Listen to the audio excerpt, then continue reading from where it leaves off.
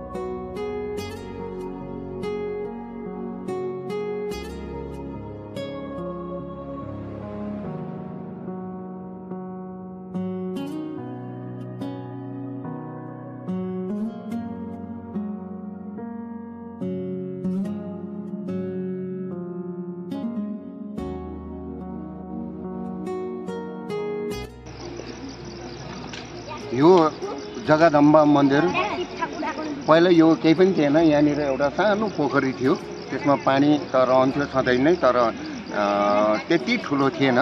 र यो सबै यो निर्माण गरेको 2011 डिसेम्बरको दिन यो मन्दिर पनि उद्घाटन भएको। मङ्सिरे पूर्णिमा, त्यसलाई धन्य पूर्णिमा पनि भन्छ, त्यो पूर्णिमाको दिन यो मन्दिर पनि तयारी भएको। यो गार्डन, यो जुन चाहिँ झिलहरू सबै उतापट्टिको हाम्रो हावा घरहरू छ, यो सबै थोक श्री सुभाष घिसिङज्यूले बनाइदिनु भएको।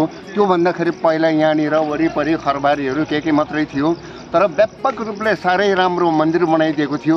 तर आजसम्म पनि यसरी हाम्रो पर्यटकहरू आएर घुमिरहेको छ, मन्दिरमा सेवा गरिरहेको छ। तर आज हाम्रो पहाडवासीहरूमा चाहिँ अब अलिकति कम्ती नै देखिन्छ। उनीहरू आफ्नो आफ्नो तरिकामा काम कुरोमा लागिरहेको छ। र यो मन्दिरमा अहिले त्यहाँदेखिको जब बनाइसकेपछि त्यहाँदेखिको पछाडि चाहिँ यसको मर्मती आजसम्म कोही पनि गरेको छैन, कसैले पनि गरेको छैन, कसैले पनि हेरेको छैन। यहाँ अब हाम्रोमा 2008देखिको यहाँबाट पावर सकियो। त्यसबेला हामीहरू आफूले मिलेर यो मङ्सिरे पूर्णिमाको दिन पूजाहरू गर्छौँ, के जाति गर्छौँ। कोही बेला अलिक ठुलै पनि हुन्छ, कोही बेला सानो पनि हुन्छ। यो धन्य पूर्णिमा हामीले पूजाहरू गर्छौँ। तर यो नासिएको, यो बिग्रिएकोहरू चाहिँ सरकारी योजनाबाट चाहिँ कहिले पनि आएको छैन, कसैले पनि दिएको छैन, अहिलेसम्म कतैबाट पनि निक्लेको छैन। र हालत हेर्नुहोस्, अब रेलिङहरू भत्केर गइरहेको छ, बस्ने चौताराहरू एउटा पनि छैन, सबै सकिएको छ। पानीको पोखरी उल्लेउ लागेर बसिरहेको छ। यहाँनिर फेरि काम गर्ने कर्मचारीहरू पनि धेरै नै रिटायर भएर गइसक्यो, उसको बदलामा कोही पनि छैन। एक दुईजना छौँ, एक दुईजनाले यति ठुलो काम गर्नु उहाँहरूले पनि भ्याउँदैन। र यस्तो प्रकारले अब नयाँ कर्मचारीहरू छैन। यहाँको जति पनि गार्डहरू थियो, 5-6 जना गार्डहरू थियो, उनीहरू पनि रिटायर भएर एकैजना बाँकी छ। अनि मालीहरू पनि थुप्रै थियो, ती मालीहरू पनि सबै रिटायर भएर गइसक्यो, कति मरेरै गइसक्यो। त्यसैले गर्दा यहाँ यस्तो प्रकारले आज यहाँ वरिपरिको केही पनि छैन। हेर्नुहोस्, यो पानीको लेउ लागिरहेको छ। यहाँ पानीको कलहरू, पाइपहरू खोलादेखिको ल्याएको थियो, त्यो कलहरू पनि एउटा पनि छैन, सबै नष्ट भएर गयो, केही पनि छैन। अहिले एउटा मन्दिर छ, एउटा यो झिल छ, पोखरी छ, यहाँ पानी, आकाशको पानी जमिन छ, अलिकति त्यो मुनिको पानी निक्लिन्छ, तर यसलाई सेयर गर्ने छैन कोही पनि नभएकोले गर्दा यहाँनिर यसरी लेउ लागेर बसिरहेको छ। तर देवी देवता नाक नगनी त सबै ठिकै नै छ। त्यसैले गर्दाखेरि हामी त्यही नै सन्तोक मानेर बसेको छौँ अहिलेसम्म। नगरिदिएको होइन, स्वर्गीय सुभाष घिसिङज्यूले रहणीलाई र यो मन्दिरलाई राम्रोसँगले गरिदिएको थियो। यो जगदम्बा भन्ने ढुङ्गा हामीले चिनाइसकेको थियौँ। पहिला पहिला यहाँ लाप्चाटारको राईहरूले अलिअलि पूजाहरू गर्थ्यो। तर पछि 2000 साल 11 डिसेम्बरको दिन यो मन्दिर तयारी गरेर आज यो मन्दिरलाई सायद विश्वले पनि देखिसकेको होला।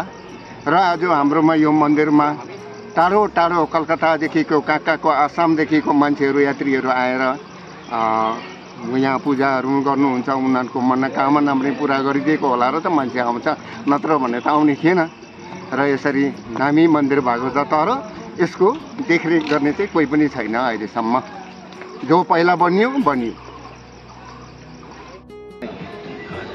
सबै यो कोठा कोठामा सबै संसारको देवी र देवता सिद्ध सिकारी बिजुवा बुढेनी सबै नै यहाँनिर बस्नु भएको छ।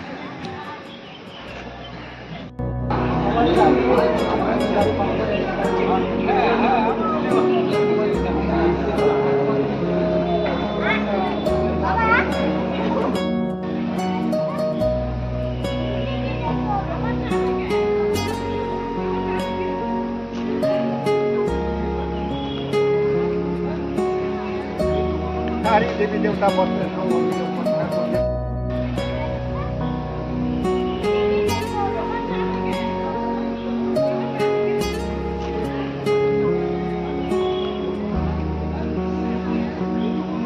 देवी देवता बस्ने ठाउँ